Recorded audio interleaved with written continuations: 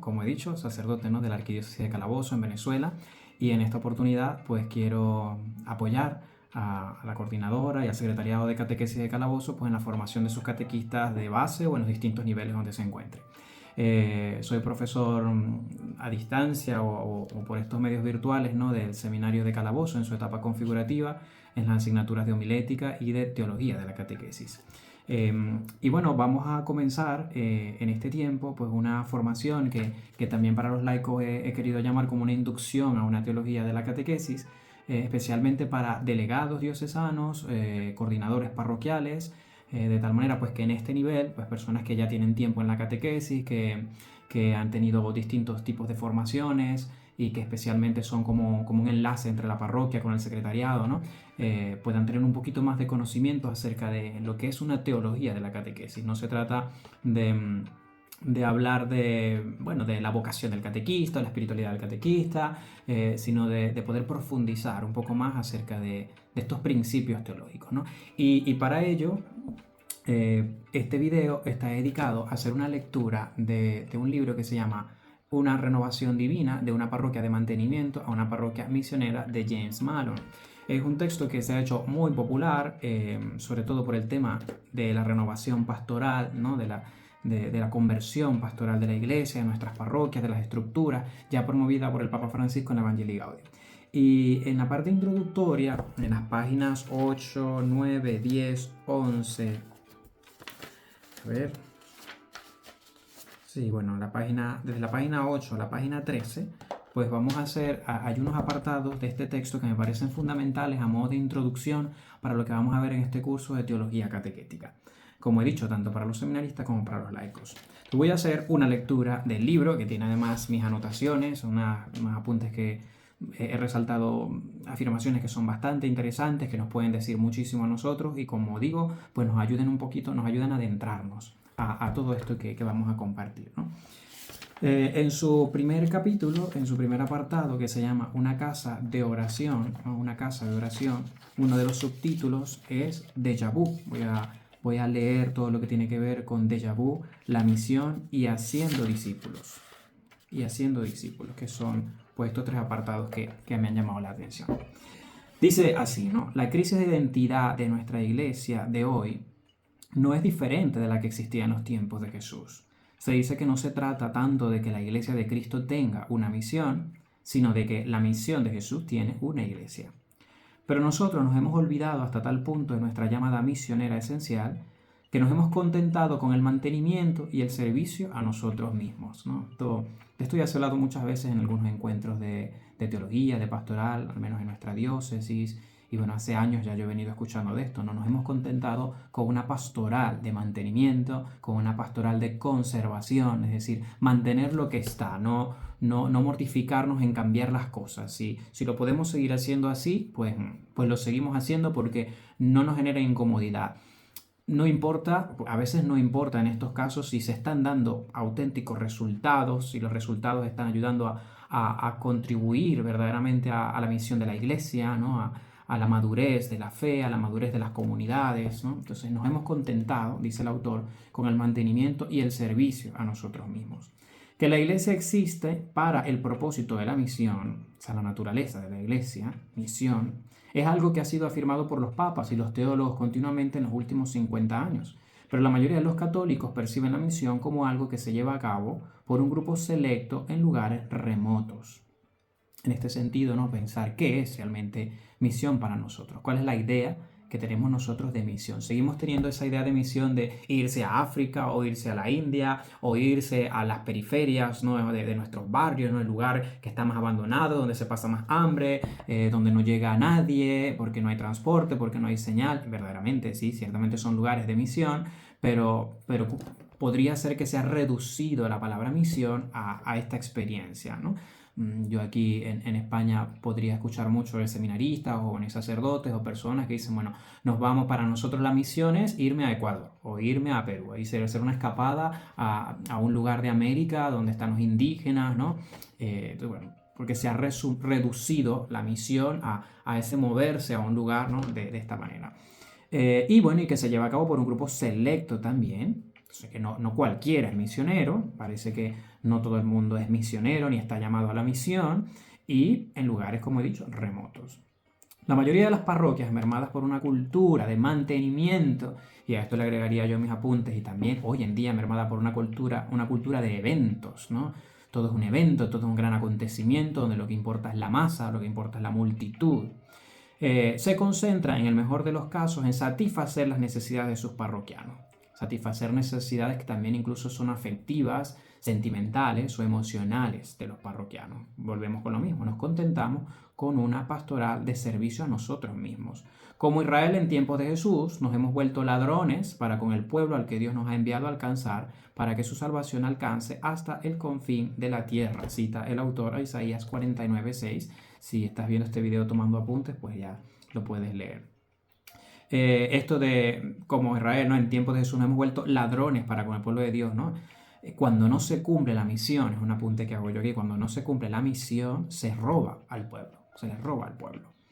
Cuando no vamos ni hacemos lo que tenemos que hacer, cuando no celebramos la liturgia como se nos ha sido entregada y transmitida, cuando no se cumplen los fundamentos de nuestra vida cristiana, ni en la misión ni en la evangelización, pues le estamos robando al pueblo, o estamos haciendo que el pueblo se conforme con lo mínimo, se conforme con lo poco. Si no tienen sacerdotes, si no tienen religiosas, si están en circunstancias difíciles o remotas o inhóspitas, entonces bueno, da igual que se conformen con lo mínimo. En tal lugar no se puede implantar, esto solía decirse mucho, ¿no? Y todavía, en tal lugar, en tal barrio, no se puede dar una catequesis de itinerario, una catequesis que llame a la conversión, una catequesis que exija, porque bueno, como son pobrecitos, como están por allá, entonces bueno, vamos a que se conformen con lo mínimo. Y eso, pues yo creo que de esta perspectiva, pues nos volvemos ladrones para con el pueblo. Si tenemos una misión, pues tenemos que cumplirla. El día 14 de abril, continúa el autor, esta metáfora que viene a continuación es muy interesante, sobre algo que ya conocemos y nos es familiar.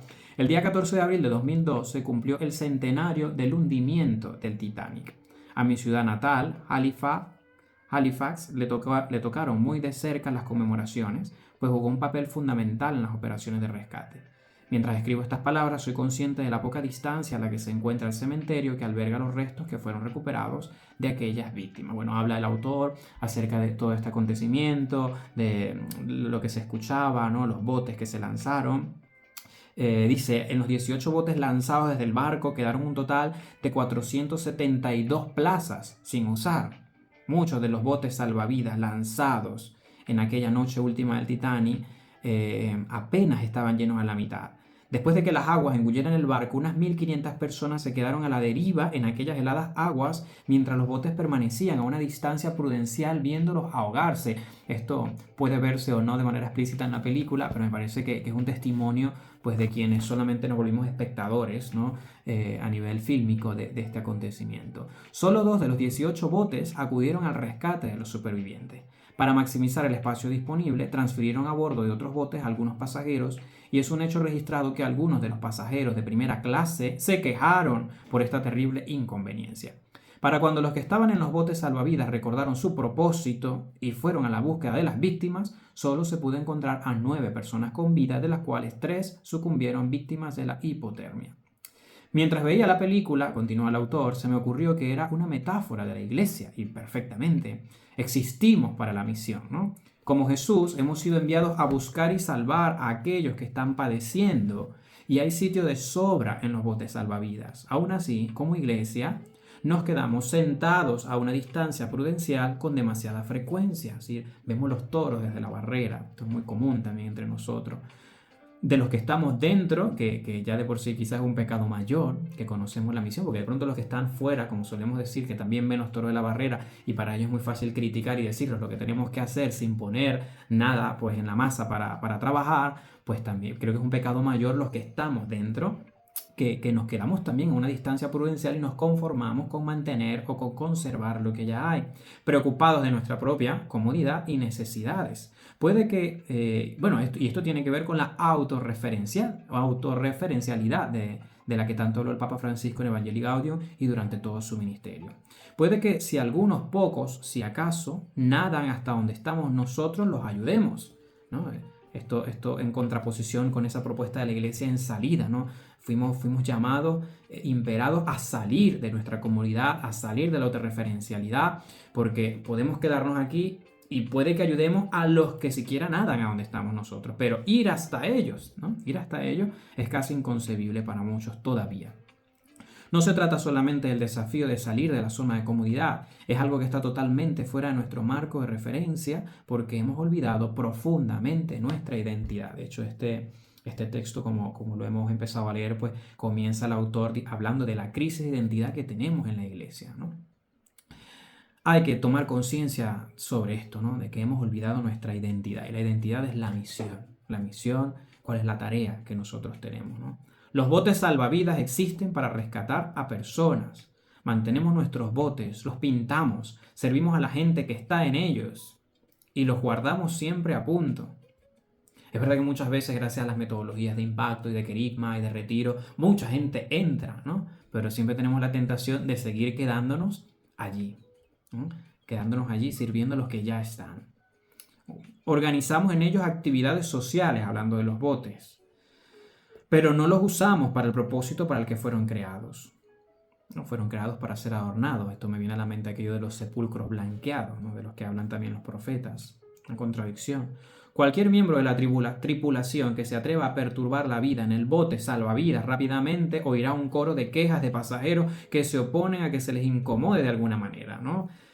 Cuando un párroco llega a una comunidad, cuando llega un nuevo coordinador de catequesis o de Cáritas o de lo que sea, cuando hay nuevas iniciativas, hay siempre un coro de personas y de pasajeros en el bote que no quieren el cambio, que se resisten, que como dicen aquí en España te ponen pegas, que te dicen que no es posible. No es posible que tú propongas esto, la gente no va a venir, esto siempre lo hemos hecho así, que qué drama, ¿no? Y qué terrible, qué daño nos estamos haciendo. Hay gente que se resiste al cambio y nosotros mismos también nos podríamos estar resistiendo al cambio. Nos lamentamos de la tragedia de la pérdida de fe, la secularización, la clausura de iglesias, toda la retahíla de que los padres no participan, de que los curas no aportan, de que los catequistas tal. Nos lamentamos de toda esa tragedia de que cada vez somos pocos, de que nuestras iglesias están vacías, pero no se nos ocurre echar mano a los remos y ponernos a remar. Y esto nos dice muchísimo. La pregunta podría ser hasta ahora es ¿para qué usas tu bote salvavidas? Si cada secretariado, si cada servicio pastoral en la parroquia es un bote, sea Legión de María, sea Cáritas, sea catequesis, sea pastoral educativa, ¿no? Es distinta, pastoral ministerial, vocacional. Si cada una de estas áreas son un bote y ese bote tiene una misión, buscar y salvar, pues ¿para qué los estamos usando nosotros, ¿no? Bueno, cerramos este primer apartado que he querido leer de Una renovación divina de James Mallon, que tiene por subtítulo Déjà Vu, en esta primera parte de su libro que se llama Una casa de oración. Creo que podríamos resumir entonces todo esto que he leído con ustedes y de lo cual he querido hacer como unas pequeñas notas también, porque me parece sumamente interesante. Pues él ha hablado de la identidad de la iglesia y que es la crisis en la que estamos ahora mismo, ¿no? Si ¿para qué estamos en la iglesia? Utilizando la imagen del Titanic, pues ¿para qué están nuestros botes salvavidas? Si nos estamos preocupando por adornarlos, por cuidarlos, por los que están allí dentro, o si nuestros botes salvavidas existen realmente para rescatar personas, pues de la misma manera, pues nuestra iglesia, ¿para qué existe? Si no es para la misión, ¿no? Que sirva esto como un pequeño examen de conciencia que nos podamos ir haciendo lo que hemos hablado en estos primeros 15 minutos. Vamos al segundo subtítulo, que junto al tercero son los que quiero compartir con ustedes. Este se llama La misión. Continúa el autor diciendo, así que si existimos para la misión, ¿cuál es la misión de la iglesia? Para responder a esta pregunta hemos de acudir a los últimos versículos del Evangelio de Mateo, el pasaje conocido como el Gran Envío, Mateo 28, 19 al 20. Es ahí donde se dicen a los titubeantes discípulos, id pues y haced discípulos a todos los pueblos, bautizándolos en el nombre del Padre y del Hijo y del Espíritu Santo, enseñándoles a guardar todo lo que os he mandado, lo que conocemos como el texto del mandato misionero, especialmente pues, de una forma más completa, la de Mateo, capítulo 28, versículo 19 al 20. Las traducciones del texto varían ligeramente, pero es obvio que Jesús dio a su iglesia naciente 4 tareas: id, haced, bautizad y enseñad. Vayan, hagan, bauticen y enseñen. De estos 4 imperativos, entiéndase imperativo, mandatos, encontramos como en el original griego, uno de ellos es un verbo en forma personal y 3 son participios. Un verbo conjugado siempre es la clave de una frase. Y los participios son nombres verbales que, aunque califican una frase, en última instancia solo tienen sentido en referencia al verbo conjugado. Es decir, que hay un verbo que es el nuclear y otros que participan, ¿no?, de él. Así es el caso en el gran envío. Uno de estos verbos, vayan, hagan, bauticen y enseñen, uno de estos verbos es el centro gramático de la frase y por lo tanto es el teológico. En todos estos años, cuando me ha tocado hablar en congresos, he pedido a los asistentes, que es lo mismo que voy a hacer con todos los que están viendo este vídeo hasta este momento, ¿no? He pedido que eligieran qué verbo era a su criterio la clave del gran envío y por lo tanto cuál es el núcleo de nuestro propósito. Aquella precisa tarea que nos da nuestra identidad. Es decir, cuál de estos 4 verbos es el nuclear y es el que le da teológicamente la tarea que nos hace, pues, misioneros, ¿no? La tarea que nos da nuestra identidad, del quién somos, el para qué somos. He preguntado, continúa el autor, a grupos de laicos, sacerdotes, incluso obispos. Lo he hecho con un grupo pequeño, grupos grandes, siempre con el mismo resultado. La respuesta correcta es elegida siempre por la menor cantidad de gente y no por poco, sino por una cantidad exorbitantemente pequeña. Una vez de un grupo de 600, solo 2 personas dieron con la respuesta correcta. En otra ocasión, de un grupo de más de 3000 personas, solo 12 acertaron.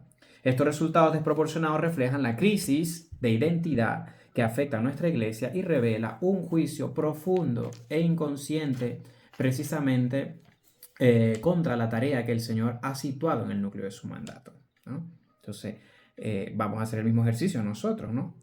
A ver si reflejamos también este prejuicio profundo e inconsciente del cual habla el autor. ¿Cuál verbo elegirías entre ir, hacer, bautizar o enseñar?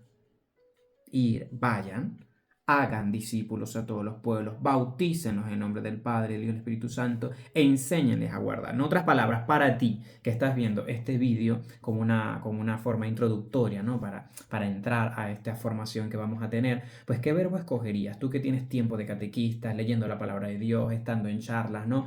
Quizás este libro ya lo has leído también. Quizás esto lo has escuchado también en otro lugar. Yo recuerdo que yo la primera vez que hice una reflexión de esto no fue con este libro, fue antes, de verdad que sí. No recuerdo dónde habrá sido, ¿no? Pero ¿qué elegirías, no? Te estoy dando tiempo para que puedas apuntarlo, para que lo puedas colocar en tus comentarios y dar tu razón, ¿no? Ir es lo más importante, vayan, ¿no? Si no vamos, hagan discípulos a todos los pueblos, bautícenos en el nombre del Padre, enseñen, para muchos será más importante esto de bautizar, ¿no?, que es lo más común, dar los sacramentos o enseñar. Toda la tarea catequética se ha reducido a enseñar siempre, ¿no? Es sumamente importante. De hecho, por eso estamos aquí formándonos. Si nadie va en salida, pues tampoco esto es posible. Si no se logran hacer discípulos, formarlos, en fin, ¿no? Bueno, sigo dando este tiempo. Por aquí estoy revisando algunas notas mientras ustedes van pensando en esto, ¿no? Entre las tareas de todo proceso de iniciación cristiana, que es de lo que vamos a hablar, está el hacer consciente a los bautizados de su identidad. Es decir, que si estamos hablando hasta ahora de una crisis de identidad, esto que nos hace ver el autor de este libro, para los que, ¿no?, una renovación divina de James Malone, entonces la iniciación cristiana, la catequesis o cualquier otra actividad pastoral que hagamos en nuestras comunidades, deben buscar que todos los fieles se hagan conscientes de su identidad, especialmente los bautizados, que existen para evangelizar y para la misión. Pues bien, ya han colocado, pues, ha hecho sus reflexiones, ¿no? Lo han escrito en sus apuntes. ¿Cuál elegirías entre ir, hacer, bautizar o enseñar? Esta es la respuesta. El verbo conjugado es hacer. Literalmente, hacer discípulos, hagan discípulos, ¿no? Esta tarea es el meollo del gran envío y todos los demás aspectos misionales de la iglesia giran en torno al hacer discípulos. El ir, el bautizar y el enseñar giran en torno al hacer discípulos. Y podríamos preguntarnos esto, pero por eso lo decía antes, ¿no? Bautizar, dar los sacramentos, enseñar. Siempre hemos pensado, el Papa Francisco hablaba de ir en salida, pero quizás para algunos, pues el hacer discípulos lo dejamos pasar, ¿no? Pasamos por encima de ello. Piensa en esto, en los últimos siglos, la iglesia, y miremos nuestra realidad también en nuestras parroquias, en nuestras escuelas, en nuestras comunidades. En los últimos siglos la iglesia católica se distinguía por ser una gran iglesia misionera. Nosotros fuimos, ¿no? Ir. España fue a América, no de América, fueron a Asia, de Asia a África, es decir, siempre se va. Tenemos además una rica tradición de enseñanza. Nuestros currículos, nuestros talleres, nuestras escuelas, universidades han alcanzado un renombre. Es decir, nosotros, la Iglesia Católica, enseña. Estamos aquí, de hecho, en este taller, en estas clases, pues enseñando, porque es lo propio de la Iglesia, ¿no? Transmitir los conocimientos, el catecismo. A buen seguro, conocemos cómo bautizar y cómo celebrar todos los demás sacramentos, pero nuestra debilidad pastoral, y espero que luego compartamos si estamos o no de acuerdo, nuestra debilidad pastoral, la tarea que más nos cuesta es aquella que se encuentra en el mismo núcleo del envío de Cristo a la iglesia, que es hacer discípulos, porque el hacer discípulos implica procesos, implica conversión, implica progreso, ¿no? Etapas, tiempo, paciencia. Eso también va a hablar el Papa Francisco en Evangelii Gaudium. Y vamos con el último ¿no? Apartado del autor. No sé cómo vamos hasta acá, ¿no? Dice, haciendo discípulos. Entonces ahora vamos a esto del hacer discípulos. ¿Qué queremos decir con hacer discípulos? ¿Por qué es importante entonces? Porque este es el meollo. ¿Por qué es el meollo del envío misionero? En la cultura de la iglesia usamos con frecuencia términos como discípulo o apóstol sin entender el significado de estas palabras. La expresión discípulo es un concepto clave en el mandato recibido de Jesús, por lo que deberíamos conocer sus connotaciones. La palabra para discípulo en griego es matetes, la cual a su vez proviene del verbo mantanein, que significa aprender. Pensemos en el término matemáticas, ¿no? Yo ahora cuando leía esto también, lo tengo anotado aquí, pienso en la misma, porque tenía un profesor en el seminario que le daba ciertas cualidades a los evangelistas, ¿no? Decía Lucas el evangelista de la misericordia, ¿no? Y Juan el teólogo, y solía decir y Mateo el catequista, ¿no? Porque bueno, Mateo vendrá también de lo mismo, de este verbo griego de discípulo y de enseñanza, de aprendizaje, ¿no? El que enseña. Bueno, en fin, ser un discípulo es ser un alumno. Okay. En este sentido, pues se es alumno y luego el alumno se vuelve también un maestro, ¿no? Ser un discípulo de Jesús es estar embarcado en un proceso de aprendizaje de toda una vida. Cuidado con esto de las palabras proceso, que vamos a ver pues muchísimo. El cual tiene por objeto aprender de Jesús, el profesor, y del labio de Jesús, el maestro. El término español discípulo viene del latín discipulus y tiene la connotación de que este proceso de aprendizaje no se improvisa, sino que es intencionado y disciplinado. Hacerse discípulo es comprometerse con este proceso de crecimiento, ¿no? Y aquí apunto a lo que he aprendido yo, ¿no? Desde mi formación y desde las experiencias también parroquiales. El peor, y me lo habrán escuchado también algunas personas que me conocen, el peor enemigo de la pastoral es la improvisación. Por eso el proceso de aprendizaje que implica el discipulado no es improvisado, tiene una intención y tiene una disciplina. ¿Ok? Obstáculos. ¿Cuáles son los obstáculos que tenemos para ser discípulos, ¿no? Honestamente, ¿a cuántos de nuestros parroquianos describe este término? ¿Cuántos podemos identificarnos con la palabra discípulo? Hablamos de discipulados en nuestras parroquias, pero ¿cómo nos identificamos con ello? Todos tenemos gente apasionada con su fe en nuestras iglesias, comprometidos y que anhelan crecer y aprender, tienen avidez de la palabra, del conocimiento. ¿Okay? Y esto es una fortaleza, esto también es una oportunidad, si lo viéramos, ¿no? desde estos criterios de evaluación, ¿no? Es una oportunidad, una fortaleza que tenemos. Hay gente que está comprometida, hay gente que está saliendo de retiros espirituales, hay gente que está teniendo anuncios misioneros, hay gente que tiene ahora mismo una efervescencia de querer hacer un camino de conversión, de conocer, de aprender, pero tristemente son una pequeña minoría frecuentemente considerada como un poco extraña por los católicos normales. Cuando hablo con otros párrocos, dice el autor, con frecuencia admiten que el término discípulo solo describe un 6% a un 10% de los católicos que asisten con regularidad, como muchísimo un 20% si es una parroquia vibrante. Tenemos un problema real ante nosotros. Y subrayo, los miembros de nuestra parroquia son quienes están llamados a ser discípulos, pero muchos no se han hecho aún discípulos ellos mismos, la gran paradoja, ¿no? Estamos llamados a ser discípulos, pero pocos se han hecho ellos mismos discípulos. Muchos quieren ser catequistas, pero no están iniciados. Y nosotros mismos, muchos queremos ir al seminario siendo seminaristas, ¿no? Y asumir un proceso, y llegamos a la ordenación sacerdotal, pero cuidadito, que no hemos vivido realmente un proceso iniciático. Así como cualquiera puede ser bautizado y cualquier niño sin grandes conocimientos puede recibir la comunión y con una catequesis de 6 meses o de alguna, mínimo requisito se hace una confirmación, o algunas personas llegan a casarse con 3 o 4 charlas y no hay que molestarlos mucho porque luego dicen que somos unos burócratas, que es demasiado papeleo, que porque la iglesia... Y llegan a tener sacramentos con esto de que no se le niega a nadie los sacramentos, y parece que a la ligera se llega a ellos, sin estar iniciados. De la misma manera llegamos al orden sacerdotal también sin estar iniciados. Ahora que esta formación también está dirigida principalmente a mis alumnos del seminario de teología catequética, pues esto también debe ser un llamado a nuestra reflexión. Creo que fue el primer llamado de atención que recibí yo sobre mi conversión en el último año de teología. Estudiando en Valencia, mi profesor de catequética nos hizo hacer un examen de conciencia. ¿Cómo me garantizan a mí que estando en el último año de la formación a las puertas del diaconado, pues ustedes están iniciados? O solamente han cumplido unos requisitos, o han aguantado lo suficiente, ¿no? Entonces quizá el problema de las crisis sacerdotales, de las crisis matrimoniales, de la crisis apostólica que tenemos en la parroquia, y ojalá me lo puedan poner también en los comentarios ahora ya que esto está en YouTube, y puedan decir, mira, me parece, estoy de acuerdo o no estoy de acuerdo. Cuidado si las crisis que tenemos dentro de la iglesia no tienen como fuente una carencia en el proceso de la iniciación a la vida cristiana que deberíamos tener nosotros. Un obstáculo adicional a esta tarea es que ser un adulto que profundiza en la fe, ser adulto en la fe, de esto he hablado yo muchísimas veces, madurar en la fe, se ve como algo totalmente opcional y no esencial. Por eso, revitalizar la fe, para muchos, puede ser una opción y una necesidad. Cuando uno en una parroquia habla de catequesis de adulto, por eso es que tratamos en el paradigma de ver cómo cambiamos la perspectiva, pero cuando proponemos una catequesis de adulto en la parroquia, la gente dice, ya yo hice el catecismo, ya yo hice la comunión, yo no necesito eso. Lo relacionan con la infancia y dicen, ya yo no necesito eso, ¿no?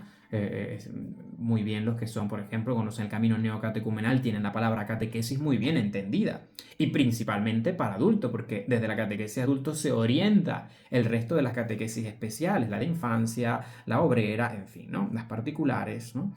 Entonces, revitalizar la fe es una opción para muchos. No es necesario revitalizar la fe. No es necesario volver a un encuentro con Jesucristo, que Evangelii Gaudium, el Papa Francisco lo ha dicho en su primer numeral al comenzar esta exhortación programática. Y instaba el Papa Francisco en sus primeros numerales a que busquemos un reencuentro con el Señor. Y si no es así, dice el Papa Francisco, que nos dejemos encontrar por Él. Y que insistamos constantemente hasta tener un reencuentro con Jesucristo. Volver a Galilea, he predicado yo en este tiempo de Pascua varias veces, ¿no? Volver a Galilea. Reencontrarnos con el Señor es una necesidad. Y eso es parte de la misión evangelizadora de la Iglesia en nuestras parroquias. Tiene que ser esencial y no opcional. Atribuimos valor a que niños y adolescentes aprendan, continúa el autor, pero por alguna razón pensamos que los adultos no necesitamos aprender, crecer o madurar. ¿Okay? La catequesis normalmente se identifica en los círculos católicos con lo que hacemos para los niños. Aunque los laicos de nuestra iglesia tienen más educación y son más profesionales que nunca en la historia, el nivel que debería corresponder en asuntos de fe, teología, escrituras y vida espiritual está muy por detrás. Entonces, ojito con esto que ha dicho el autor y de lo cual podríamos sacar pues muchísima reflexión. Primero, que nuestra catequesis se identifica con círculos católicos para niños. De hecho, estos días veía una foto de algunos locales o algo en la diócesis y veía la cartelera de catequesis, y la cartelera de catequesis es infantil. Quizás porque está dedicada a información para catequesis infantil, pero rara vez vemos una cartelera de catequesis para adultos, díganmelo ustedes, pero rara vez. Yo que fui director de catequesis, acompañé, visité parroquia, rara vez. Todo está identificado. Queremos hacer un folleto, incluso, ¿no? Aquí peleaba una mujer en una parroquia porque el párroco cada vez que ponía en las pantallas las canciones, las presentaciones de PowerPoint, colocaba imágenes de Jesús de niños y decía, nosotros somos adultos, la mayoría que está en la misa. Entonces, claro, esto no se trata con hay que volver a ser niños y justificar con esto, no, se trata de un tema serio y espero que sea explícito con esto, ¿no? Y muy claro, ¿sí? Está relacionada la catequesis con los niños, eso es así. No tiene nada que ver con los adultos, y por eso el Concilio Plenario de Venezuela, en sus orientaciones pastorales, ¿no? Del documento de la catequesis, invita a que se dé una prioridad a la catequesis de adultos y a partir de la catequesis de adultos se orienten las demás. Vuelvo a repetir este párrafo, ¿verdad? Los laicos de nuestra iglesia, es verdad, los católicos profesionales parecen que son los más educados, los más letrados, los que van adelante, ¿no? En la historia, como médicos, como abogados, como docentes, ¿no? Pero en asuntos de fe se cuestiona, en asuntos de teología, en asuntos de escritura, en asuntos de vida espiritual, deja mucho que decir. No somos adultos en la fe. En el transcurso de los últimos 50 años, es decir, en este cambio de época, nuestra sociedad ha asistido a un cambio social que se podría calificar como el más acelerado de la historia de la humanidad, ¿no? Esto lo vemos, ¿no? Lo que podemos haber vivido hace 60 años hasta acá, bueno, cambios terribles, pero incluso lo que hemos vivido del 2010 al 2026 es un cambio acelerado y abismal. Mientras que hemos experimentado varios cambios de paradigma en la última generación, la práctica pastoral de la Iglesia Católica de Occidente, nosotros, sigue inalterada en su mayor parte con respecto a la que existía antes de este estado de vaivenes. Así que parece que seguimos aplicando los mismos métodos hoy que hace 70 años. Y pretendemos que sea así. Por ejemplo, en el caso de los jóvenes, seguimos insistiendo y creyendo que los jóvenes van a vivir la fe y aprenderla y a iniciarse como lo hicimos nosotros, y eso no es posible. La cultura apoyaba la fe y la asistencia religiosa. Nuestra sociedad era cristiana. La demografía impulsaba nuestro desarrollo pastoral gracias a nacimientos y el influjo de inmigrantes. Bueno, quizás esto es una realidad más americana o más europea, ¿no? Bastaba con construir un edificio y la gente venía a llenarlo. No creo que fuéramos particularmente buenos en hacer discípulos hace 50 años, pero obviamente no era algo que nos afectara mucho, ¿no? El autor está poniendo más bien en relación y dice, claro, es que antes el tema de hacer discípulos no hacía falta de preocuparnos en eso porque por naturaleza, por catecumenado social, porque todo hablaba de Cristo, todo hablaba de cristiandad, en la televisión, habían canales católicos, radios católicas, prensas católicas. Es verdad que ahora, al menos en Venezuela, en América, todavía contamos con mucho de esto, ¿no? Quizás en Europa es otra realidad mucho más secularizada, mucho más anticristiana, pero aún así en nuestros pueblos podemos tener la experiencia de que no se habla, ¿no? La influencia que tienen nuestros niños no les habla directamente de Dios. En las escuelas cuesta muchísimo, ¿no? La educación religiosa en algunos lugares donde se prohíbe, donde se niega, donde se resiste, en fin, ¿no? Pero lo que dice el autor es, quizás en otro tiempo el hacer discípulos no era como lo más importante, sino ir, enseñar y bautizar. Pero hoy en día es importante prestar atención a este verbo. Tanto en cuanto fuéramos y abriéramos iglesias, siempre había nuevas comunidades, nuevos bebés, nuevas familias. Había abundancia de matrimonio, de hecho, ¿no? Tanto en cuanto bautizáramos y enseñáramos en nuestras escuelas, conseguíamos buenos católicos practicantes. En un sentido, nos salíamos con la nuestra sin hacer discípulos porque la cultura lo propiciaba. Y esto es bastante interesante, ¿verdad? Que podíamos hacer cristianos con mucha facilidad, digan ustedes ahora, si tenemos la misma posibilidades. Basta llegar a los años 60 con la renovación sexual, los medios de comunicación social, la posmodernidad, el hedonismo, ¿no? Todas las ideologías que estamos viviendo ahora, y nos damos cuenta de todos los fallos que quedan en evidencia. Cientos, y ya finalizamos con esto último, cientos de miles de fieles católicos creyentes llevan sobre sus espaldas la enorme carga de tener hijos y nietos que han abandonado la fe. Lo escuchamos en las confesiones, en la dirección espiritual, abuelas, especialmente abuelas, gente mayor. Aquí en Europa pasa mucho, pero yo sé que en Venezuela también, hijos que se criaron en colegios católicos, pero no quieren saber nada de la fe. Bendito sea el Señor por las nuevas experiencias querigmáticas de impacto y de anuncio que están trayendo a esta generación, esta siguiente generación, pues a la fe. Bendito sea el Señor en nuestros pueblos que todavía que lo tenemos, que contamos con ello, pero eso no nos exime de la responsabilidad que tenemos de cumplir con la misión auténtica, que es hacer discípulos, que como lo vamos a ver a lo largo del contenido de esta formación, el hacer discípulos es una tarea que viene después, le sigue inmediatamente al querigma, a la emoción y a la efervescencia del primer impacto y encuentro o reencuentro con el Señor. Los fieles católicos llevan además la carga extrema de culparse a sí mismos por la situación de los alejados de la fe en la familia, sin estar seguros de qué es lo que han hecho mal. Muchos dicen, padre, yo he servido a la iglesia toda la vida y ¿por qué mi hija no se casó por la iglesia? ¿Por qué mi hijo se divorció? ¿O por qué mi hijo ha adoptado esta tendencia? ¿O por qué ellos se apartaron de la fe? ¿Qué he hecho mal? A fin de cuentas, hicieron con sus hijos lo que sus padres hicieron con ellos. Fue el mismo método. Señalar con el dedo acusador al final es del todo inútil, decir de quién es la culpa, ¿no? Dice el autor. El hecho es que las reglas del juego han cambiado, que los métodos tienen que cambiar, que las pedagogías tienen que ser consideradas. No tenemos los motores culturales y las corrientes sociales se han vuelto contra nosotros. Esto tiene mucho que ver con lo que vamos a llamar en nuestro segundo tema, creo, la esculturación del Evangelio. Anoten eso por allí, la esculturación del Evangelio. Todo se ha vuelto contra nosotros y a toda vista, ¿cuál es la solución? ¿No? Presenta el autor aquí y luego nosotros en la formación podremos preguntarnos esto, ¿cuál es la solución a todo esto? ¿No? De parte de James Malone es volver a lo que Jesús nos pide hace 2000 años, que no hagamos simplemente creyentes, que no hagamos simplemente católicos practicantes, que no preparemos solamente niños para que comulguen, que no nos alegremos con un evangélico que se volvió católico y con 3 charlas se bautizó en la vigilia pascual, sino que los hagamos discípulos después, que demos el paso siguiente y que no nos quedemos en el aparato. Hacer discípulos, de eso se trata. Este es el meollo de la cuestión y la lente a través de la cual tenemos que evaluar toda la actividad de la iglesia. Estamos haciendo discípulos, nuestras comunidades fabrican discípulos, sabiendo que esto implica procesos, tiempo, paciencia, progreso, etapas.